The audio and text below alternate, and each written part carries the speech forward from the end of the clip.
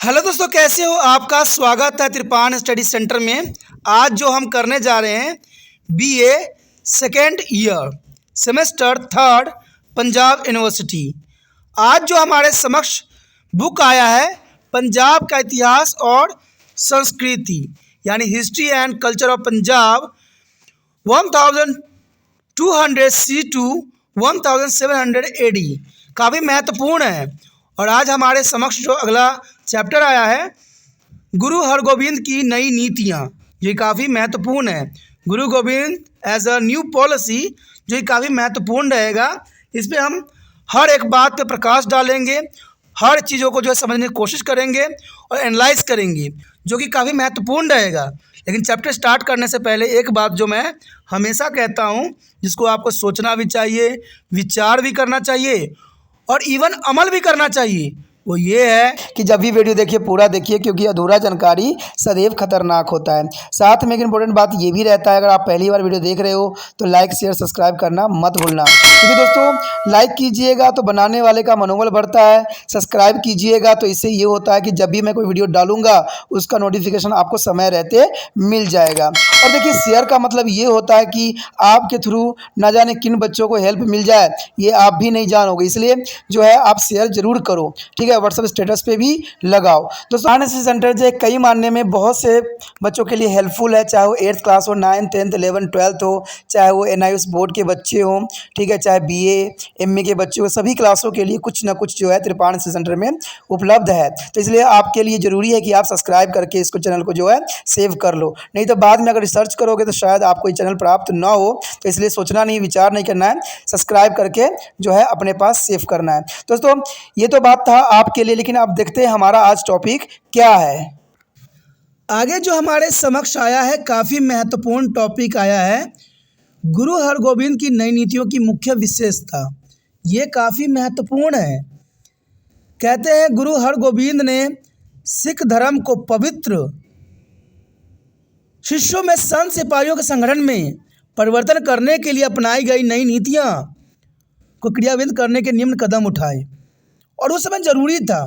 कहते हैं जिस समय गुरु हरगोबिंद जी थे उस समय ऐसी परिस्थितियां बन गई कि उनको जो है नई नीति अपनाने की ज़रूरत पड़ी।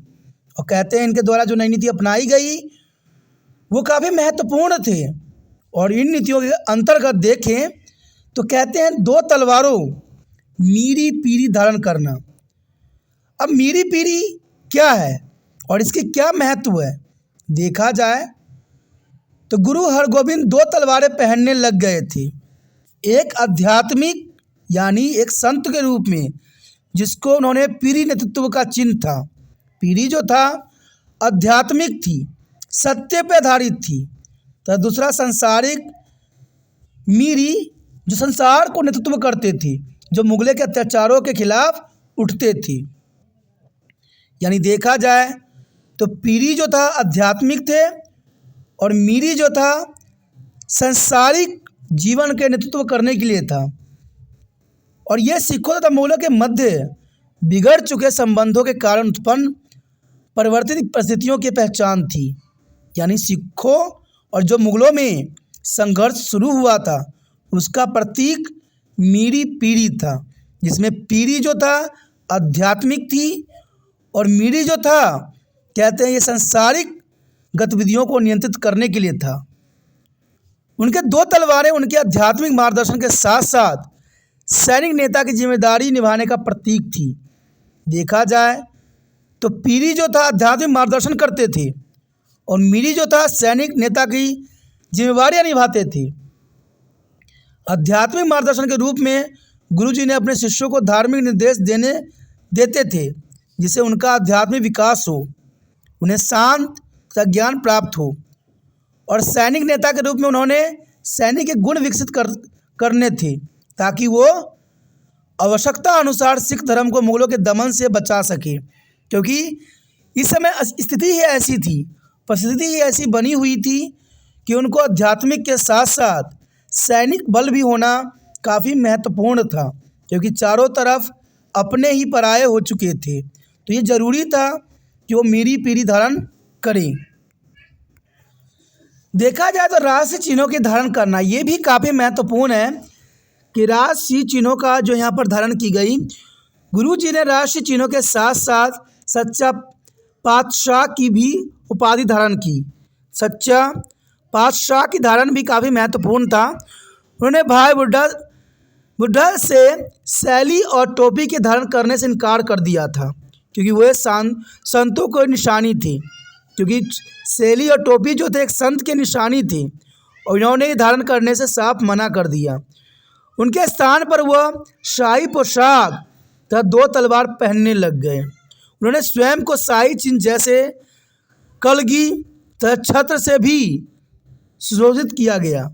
उन्होंने 300 घुड़सवार सैनिक तथा 60 शस्त्रधारी अपने अंगरक्षकों के रूप में नियुक्त किए गए, और इस प्रकार गुरु हरगोविंद ने राजशाही चिन्हों का धारण कर अपने पूर्ववर्तियों को एक कदम आगे बढ़कर नई नीति को अपनाया, और ये नई नीति उनके लिए काफ़ी महत्वपूर्ण थी। यदि देखें हम आगे, अकाल तख्त का निर्माण। गुरु हरगोविंद की नीतियों सबसे उल्लेखनीय विशेषता अकाल तख्त का निर्माण था।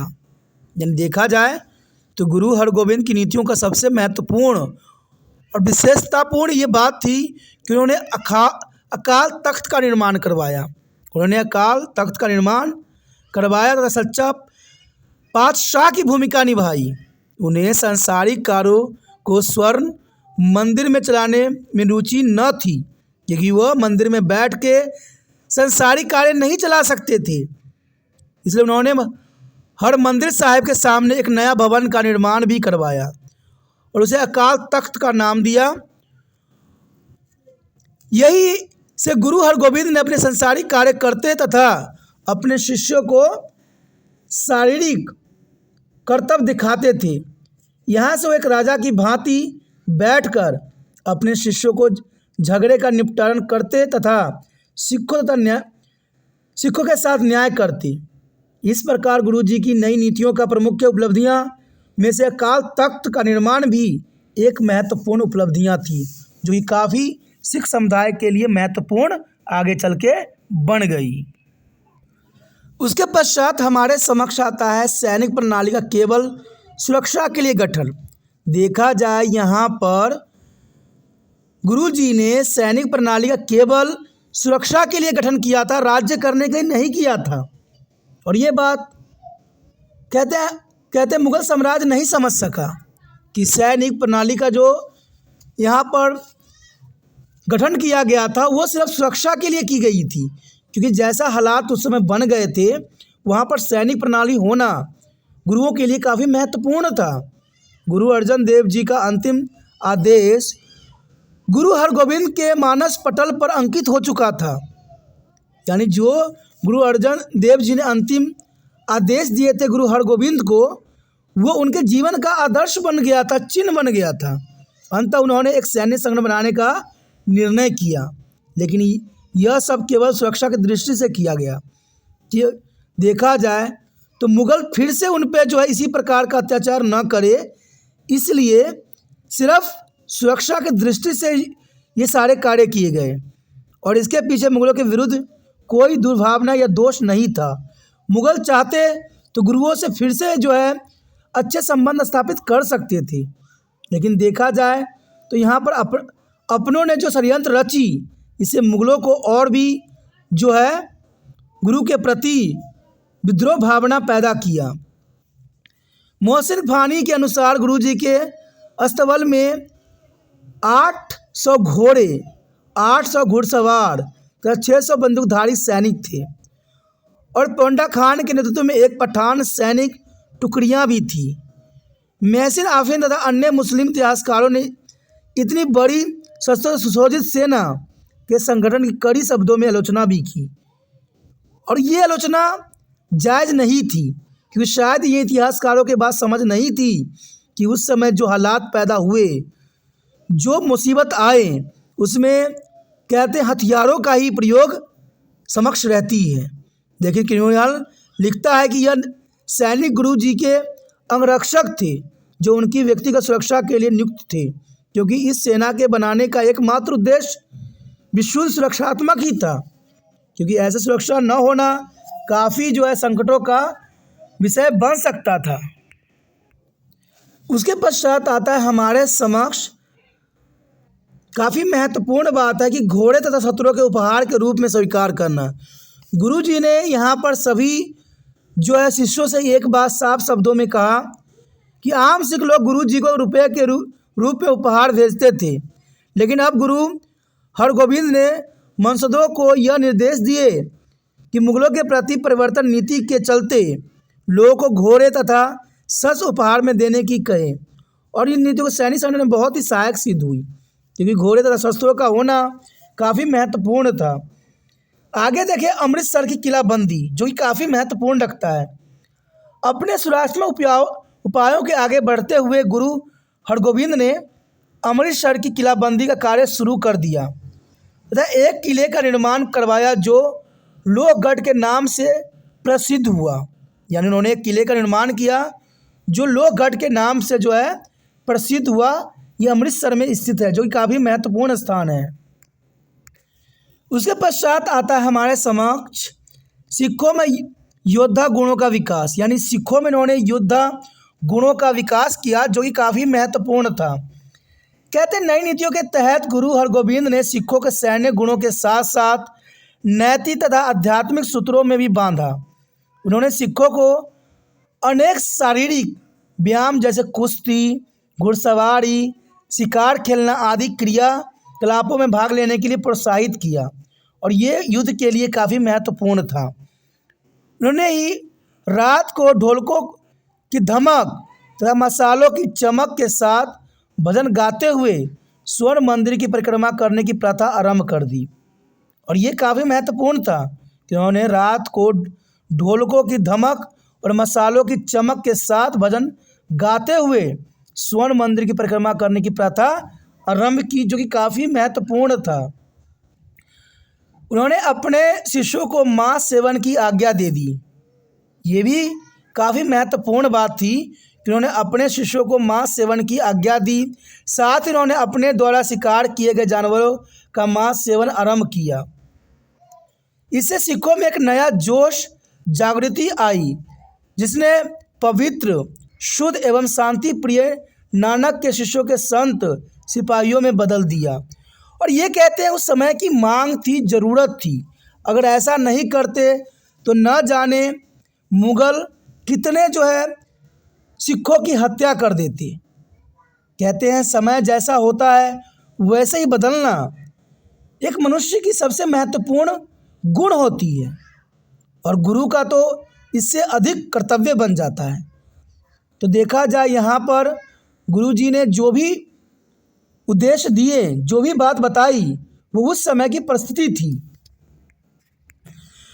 उसके पश्चात आता है राज्य के अंदर राज्य स्थापित करने के संकेत।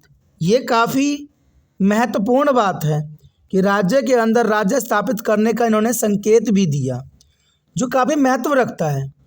कहते राज्य के अंदर राज्य की स्थिति देखा जाए तो गुरु हरगोविंद की गतिविधियों जैसे सेना रखना, अमृतसर की किलाबंदी, लोहगढ़ के किले का निर्माण, अकाल तख्त का निर्माण, राजनीतिक निर्णय लेना, सच्चा पातशाह की उपाधि धारण करना, और देखा जाए तो राजाओं जैसी जीवन शैली अपनाना आदि इस और संकेत करती थी कि गुरुजी पंजाब में मुगलों की साम्राज्य में अपना एक अलग राज्य स्थापित करने की कोशिश कर रहे थे, और इससे मुगलों सिखों के बीच टकराव वश भावी हो गया। अब देखिए ये भी यहाँ पर कई जो है मुगलों के साथ टकराव होने का सबसे बड़ा कारण ये भी था कि गुरुजी ने जिस प्रकार की अपनी गतिविधियाँ चलाई, इससे मुगलों को ये आभास हुआ कि गुरुजी जो है अपना साम्राज्य स्थापित करना चाहते हैं और वो मुगलों को दमन करना चाहते हैं, जिसके कारण मुगलों ने जो थे वो सिखों के विरुद्ध हो गए और उन्होंने वो सारे जो है कुकर्म किए जो नहीं करना चाहिए था। कहते हैं गुरु की हत्या करना दुनिया का सबसे बड़ा कुकर्म होता है, कि गुरु गाय की हत्या के समान होता है, तो ऐसा नहीं करना था। लेकिन फिर भी कहते हैं मुग़ल भी जो थे उस समय जो है समय और परिस्थिति के कुछ चक्र में फंस के रह गए, क्योंकि जैसा हालात उस समय पैदा हो रहा था वैसा उस समय नहीं होना था, लेकिन फिर भी ऐसा हुआ। उसके पश्चात आता है सामूहिक प्रार्थनाएं। देखा जाए तो गुरु हरगोविंद ने सामूहिक प्रार्थनाओं की परंपरा आरंभ की, जिससे सिखों में धार्मिकता तो बढ़ी ही, साथ साथ उनमें एकता संयोग की भावना भी मजबूत हुई। यानी देखा जाए तो अब जो थे यहाँ पर सिख जो थे एक धार्मिक भी थे प्लस सैनिक भी हो गए, और प्रार्थना होने से वो धार्मिक थे और सैन्य के लिए वो शक्ति भी अर्जित कर रहे थे। तो सामूहिक प्रार्थना का यहाँ पर बहुत बड़ा जो है असर पड़ा। उसके पश्चात देखें आत्मरक्षा के लिए मुगलों के साथ लड़ाई। कहते आत्मरक्षा के लिए मुगलों के साथ कई लड़ाई हुई। गुरु हरगोविंद ने मुगलों के साथ कई लड़ाई लड़ी, जिनका उद्देश्य एक समांतर राज्य और मुगलों के क्षेत्रों को जीतना बिल्कुल नहीं था। अब मैंने कहा कि परिस्थिति ऐसा पैदा हुआ। यहाँ पर देखा जाए तो गुरु हरगोविंद का जो है मुगलों के शासन से कोई उनको दिलचस्पी नहीं था। उनको सिर्फ अपने देश, अपने सिख धर्म को बचाना था। और देखा जाए तो यहाँ पर लड़ाई जिनके उद्देश्य एक समांतर राज्य मुगलों के क्षेत्र को जितना बिल्कुल ही नहीं था, बल्कि ये कदम आत्मरक्षा के लिए उठाए गए। लेकिन मुगल ने बात नहीं समझा और नहीं जाना। कारण क्या था कि मुगलों को भी कान भरने वाले की कमी नहीं थी, और कई गुरुओं के भी अपने ने जो है यहाँ पर मुगलों के कान भर दिए कि ये आपकी शासन को नष्ट करना चाहते हैं, जिसके कारण मुगल जो था गुरुओं के प्रति क्रूरतापूर्ण व्यवहार किया। वो इससे अनभिज्ञ न थे कि मुगलों के ताकत का मुकाबला नहीं कर सकते, और ऐसा करना सिखों के लिए मुसीबत का दावत देना होगा, क्योंकि मुगल उस समय बहुत शक्तिशाली थे। मुगल बहुत शक्तिशाली थे, और इसका मतलब था कि मुगलों से युद्ध करना सिखों के लिए मुसीबत को दावत देने के जैसा था, और उनके द्वारा केवल सुरक्षात्मक कदम उठाए गए। लेकिन इन सबसे सिखों में एक ऐसी जागृति आई जिसे उन्हें भविष्य में मुगलों का सामना करने के लिए तैयार किया। कहते हैं समय बदली, और समय बदलते देर नहीं लगती है, और समय का जो चक्र है सदैव चलता ही रहता है। और ये काफ़ी महत्वपूर्ण बात है दोस्तों, समय का चक्र बहुत चलता है। और देखिए आप अभी समझ रहे हो, देख रहे हो, कुछ समय के बाद आपको एग्ज़ाम देना पड़ेगा, तो समय का चक्र किसी के लिए नहीं रुकता है। समय से पहले प्राप्त करना, समय के साथ चलना, यही एक सच्चा विद्यार्थी का गुण होता है। और यहाँ पर देखें तो यहाँ पर जो गुरु हरगोविंद जी ने गतिविधियाँ चलाई वो समय के साथ था, क्योंकि समय के साथ अगर ना चलते तो शायद सिख समुदाय अभी नहीं रहती।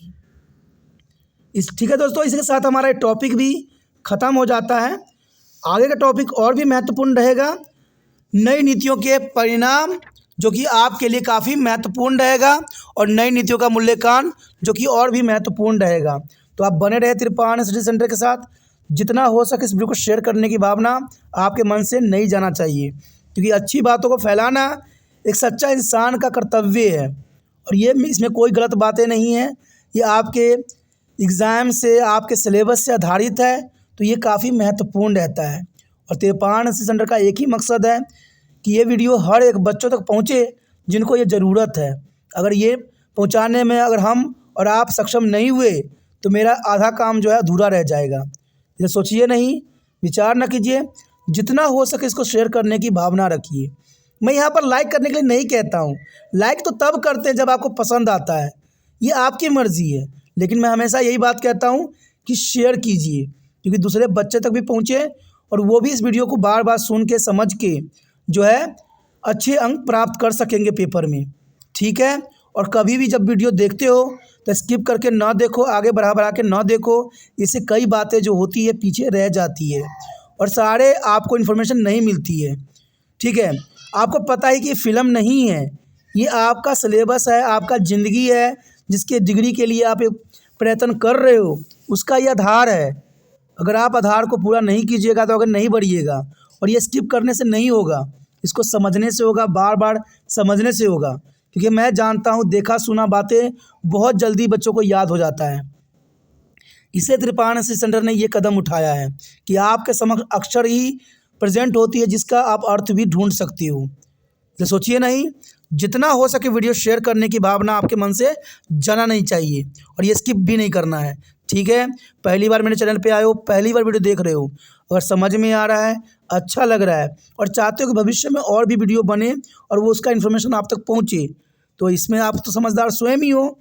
चलो सब्सक्राइब करोगे तभी जो है अगला वीडियो को नोटिफिकेशन मिलेगा। और तिरपान सेंटर आपके लिए कार्य लगे हुए हैं, हर दिन जो है आपके लिए अच्छे से अच्छे कार्य किया जा रहा है। तो ये तब होगा जब चैनल को सब्सक्राइब करके अपने मोबाइल में सेव कीजिएगा।